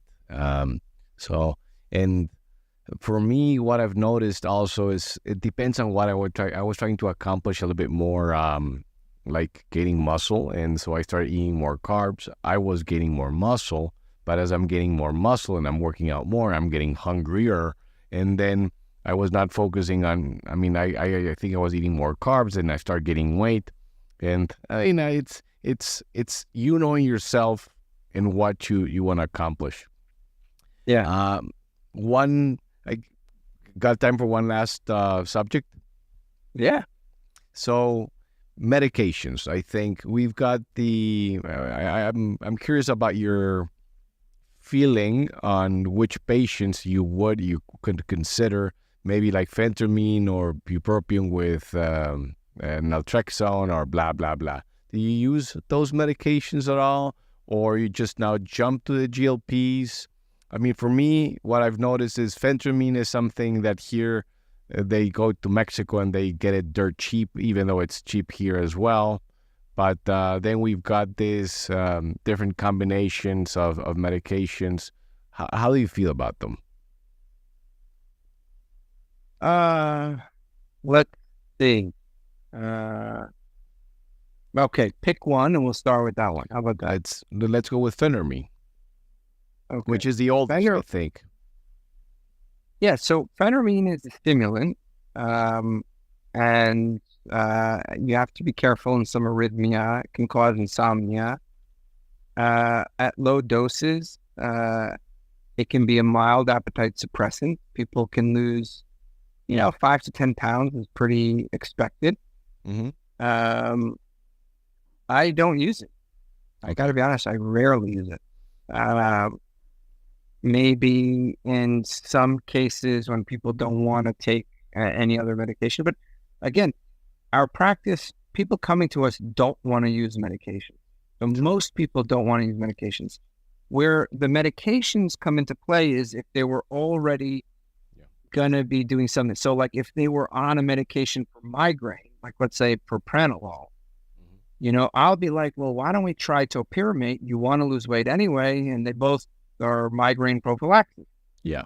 So instead of propranolol, which causes weight gain, mild weight gain, I'll recommend topiramate. If somebody has depression, rather than giving them an SSRI, which is associated with weight gain, we'll go with bupropion. The addition of naltrexone is plus or minus for me. I think probably most of it is bupropion in terms of the weight loss. Because the funny thing here is we've got phentermine. Now, if you want to give phentermine with topiramate, then you get it's Kismia or Quismia or I don't know where. Yeah. Just by the combination, the price goes to $350 instead. No. We just do off label. That's my point. I mean, it's for the people. So if you get this medication, phentermine, it's going to be dirt cheap. I don't know, $10, I would say, for a month's supply or maybe less. And if you get topiramate, then it's also going to be dirt cheap. But if you get the medication, which I will not say the brand name, and you combine the phentermine with the topiramate, then they can even, you go out and it's ridiculous. I mean, I've seen some of this are going up to $1,000. It's like, I just could not believe it. The same thing goes with the naltrexone bupropion combination, which, Contrave. So I think I've never used it though. I've never used Contrave that I can think of. Phentermine I have because the patient's already using it, and but it's quite challenging using phentermine in the cardiology clinic, as you can imagine, since a lot of people have already underlying hypertension and arrhythmias and shit. So it's like I don't like either one. I mean, the new drugs. I think the new drugs are interesting. It's interesting if you look at the history of how they came to be drugs. So the Gila monster, I looked this up because, I'm sure your listeners are like, tell me about Mounjaro, tell me about Ozempic. I want to know about Mounjaro. I want to know about Wegovy. I want to know about Ozempic, and so the Gila monster, how they found this was, of course, this reptile, it has this, the reptile, it eats like 5 to 10 times a year, right? The Gila monster doesn't eat often. You know how like snakes, you feed them one time a week? Mm-hmm. This thing eats about 10 times a year, once a month, and it eats, something whole, right? It eats like the eggs whole, it eats the rodents whole or whatever. And it's a carnivorous lizard. And it has like saliva, venom, right, that paralyzes the prey, but then it releases xanthide 4, which helps it not get diabetes as it's digesting an insane amount of food. And it makes it not hungry. So it's literally the hormone that's released, and this hormone is only released when the Gila monster chews. So when it chews, the saliva releases it, and it's the hormone, it goes to its brain and says, don't eat anymore, right? Don't eat for the next month. And then over the next month, it like digests this food, and it stores it in a big fatty tail. It stores water and fat in its tail. So this is the hormone we're using. We're using the hormone of a binge-eating lizard, right? That's what we're doing. It's a binge eating lizard, and we're using its hormone, and it's a good drug, honestly. If you look at it comparatively to the diabetes drugs that we've had, so if you compare, and even the drugs that make you pee out sugar, the SGLT2s, these are good. Yeah, they're good drugs, man. They're good drugs compared to the drugs we've had. So do we use them? Yes, we use them. But if I had to guesstimate a 20% less, or maybe 10% even, or less rate of use, less than 10% of our patients, less than 15% for sure. Maybe definitely less than 20, probably less than 15, definitely less than 10. Maybe less than 10. We also don't really, we refer very few people to bariatric surgery, but we're like ICU level obesity care. Every day somebody's looking at your weight, your blood sugar, your blood pressure, your ketone meter. Everybody's looking at your, daily, we're looking at your continuous glucose monitor. We are texting you in near real time. You're texting us 500 times in 6 months. You're reaching out to us. We're reaching out to you. We're assigning you homework. You're doing the homework.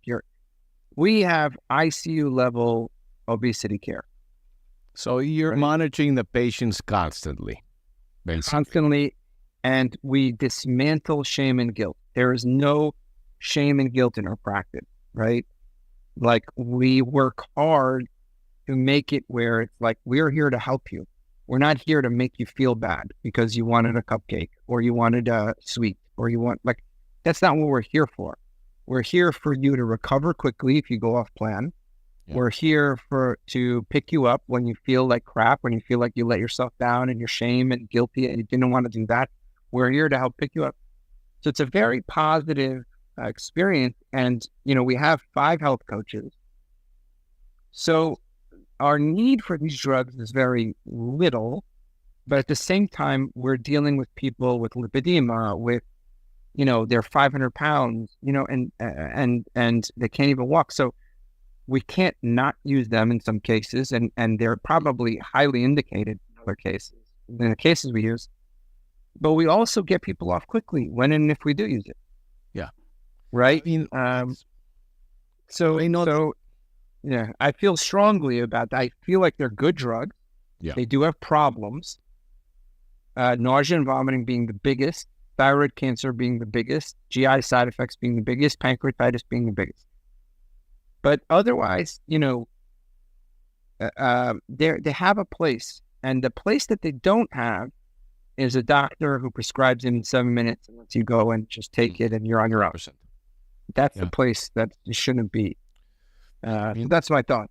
No, what are your thoughts? We're in the same boat. One of the things that I hate is when people get this compound shit in their cosmetic, Botox, spa, for example. No, because it happens. I don't know but here it's ridiculous. You've got nobodies in TikTok and Instagram basically selling this compound medication, semaglutide or the tirzepatide.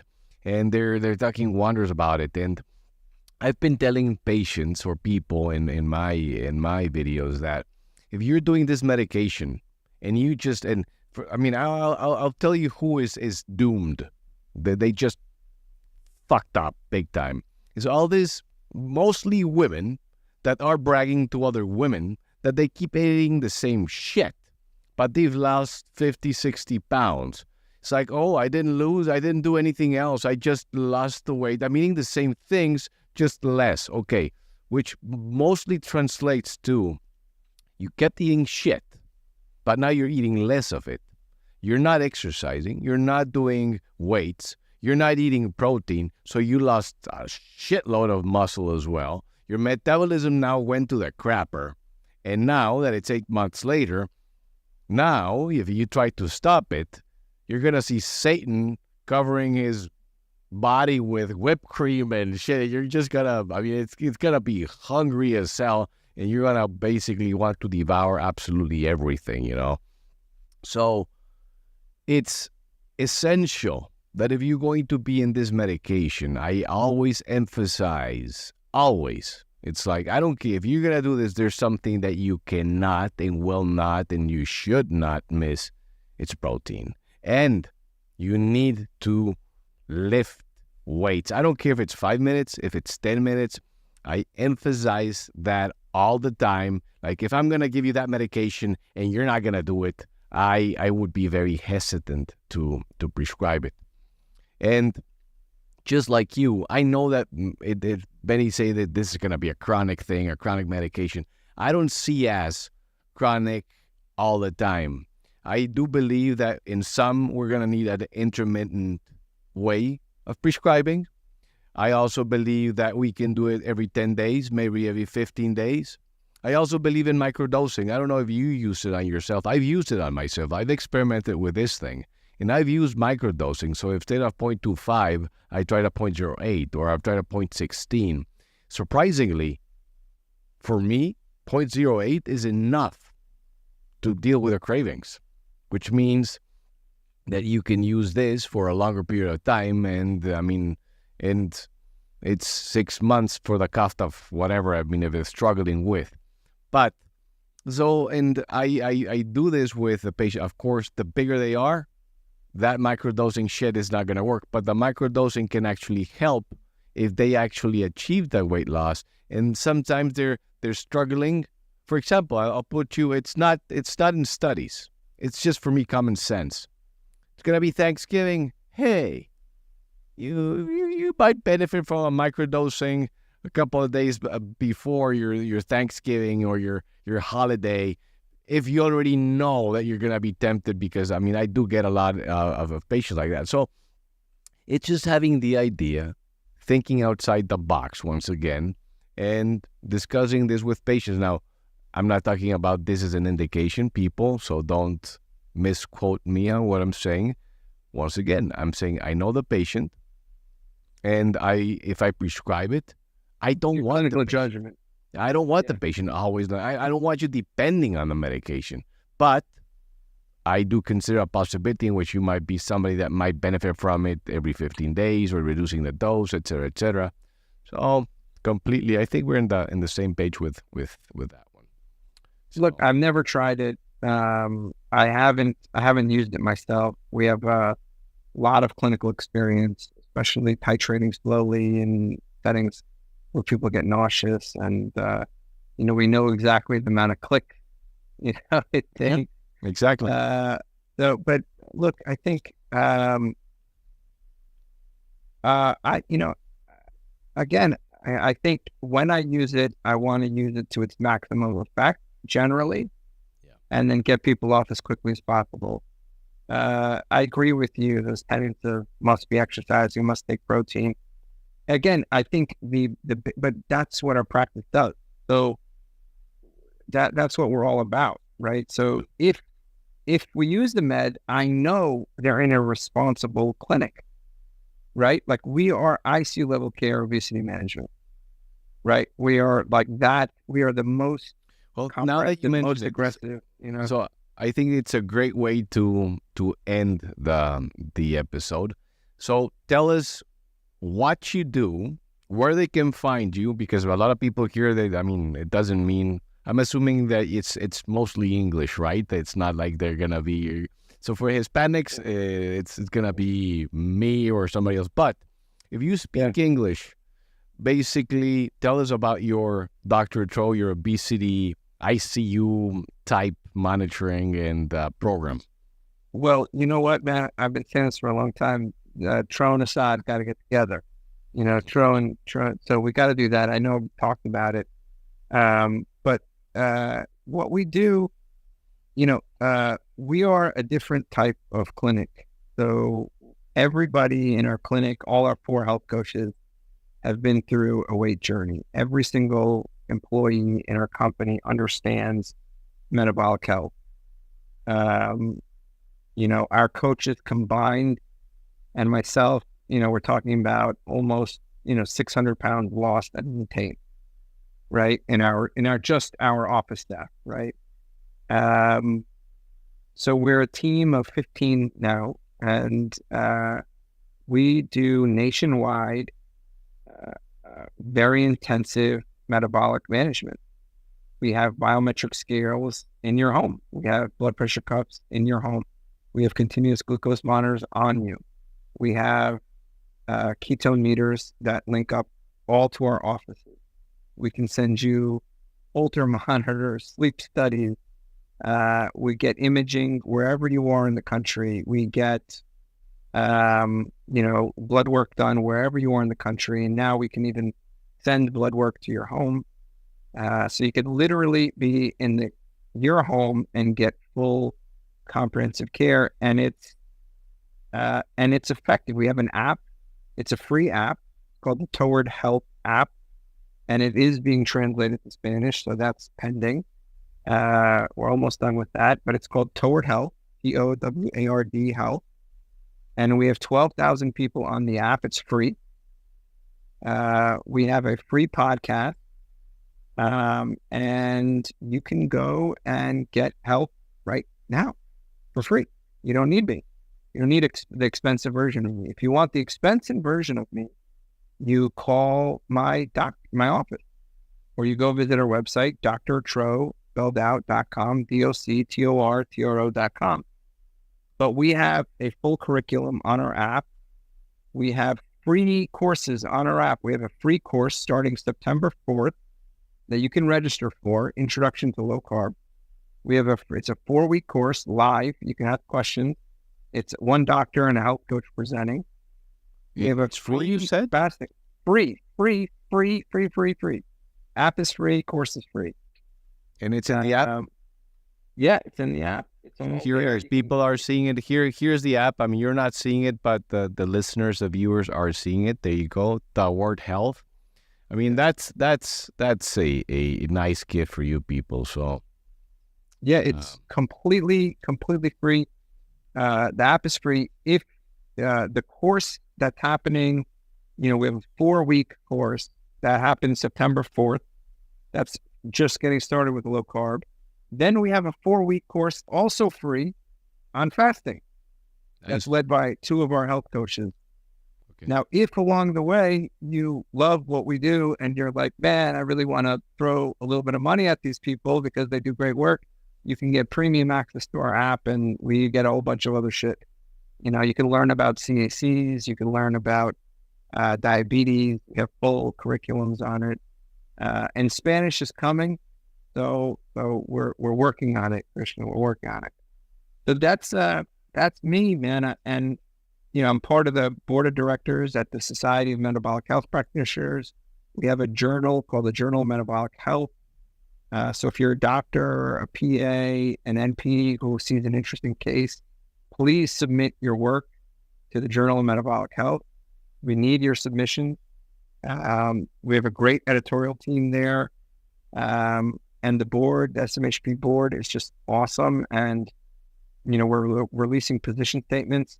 I just submitted a position statement on type 1, a consensus statement from 15 docs that low carb diet should not be withheld in patients with type 1 diabetes, completely supported and evidence-based. So that'll come out soon.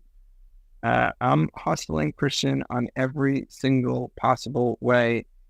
And if you're out there and you're struggling with your cravings, my full shout out, and this is also a disclosure, it's a conflict of interest. My wife owns a nutrition company called Rosette's Mixes. So she sells almond flour mixes. So it's made with almond flour and sweetener. If you need something that's low carb and you need a bagel or need a cookie, she's got that. So that's everything I'm doing, man. I'm hustling on every side. Yeah. So for those of you that are craving like cookies or muffins or stuff like that you can do low carb with almond flour. She has. Is it Amazon, or they go directly to her directly to her site? Yeah, Rosette's Mix. She's also awesome, man. She's, like. Got it. Can I just tell you, Christian? Go ahead. you know what it's like. You work in a hospital. You know the salary we get as a hospital doctor, right? Yeah. I left all that, man. I left all that, 7 or 8 years ago, and I still, I'm working on half the salary, right? I was making back then. And, people look at me, they're like, Tro, you have an app. Tro, you have this huge practice nationwide. Tro, your wife has this company. And it's like, no, we need your help. We need people's help. It's not like I'm rolling the dough here,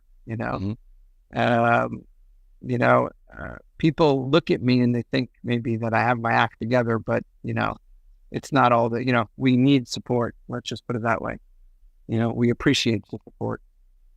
Well, hopefully with this, hey, I'll put your in my network all these things, because I see people constantly looking for things that can help them deal with cravings and stuff. So definitely, I'll put that there. If you want to give them a coupon or something, I'm not. Sadly, that's my wife. That's my wife. You can tell her, but I would be sharing it with all my subscribers and stuff that I have. So I'll have her help. I'll have her text you. But the bottom line is, we like, you know me, Christian, you know my character at this point.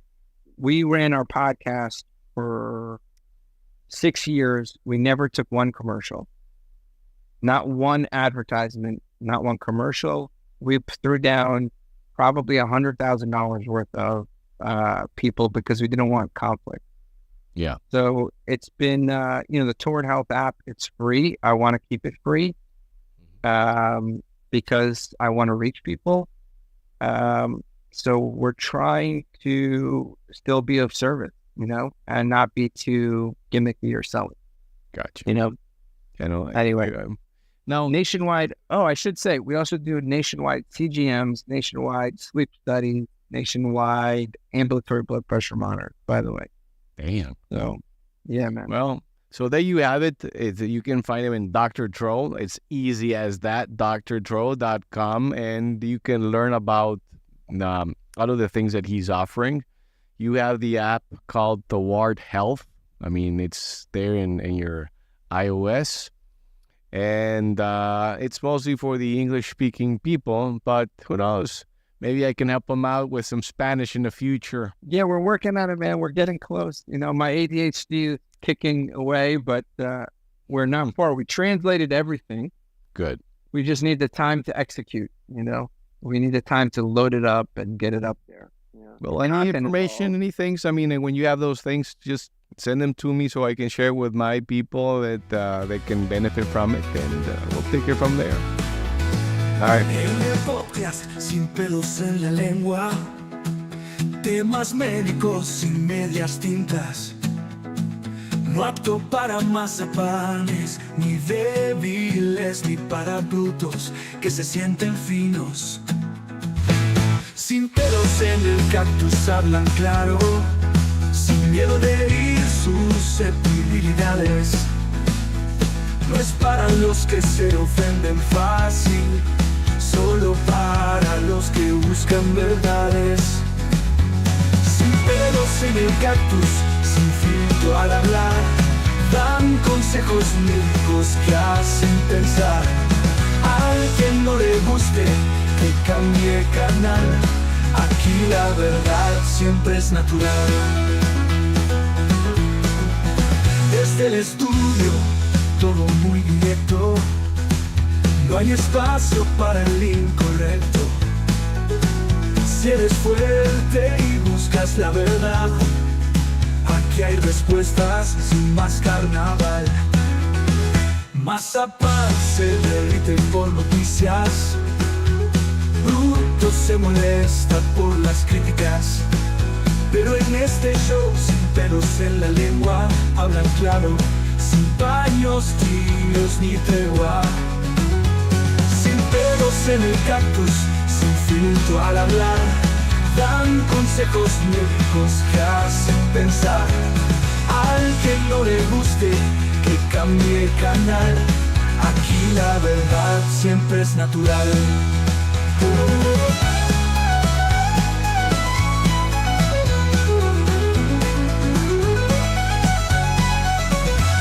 mazapán se derrite por noticias.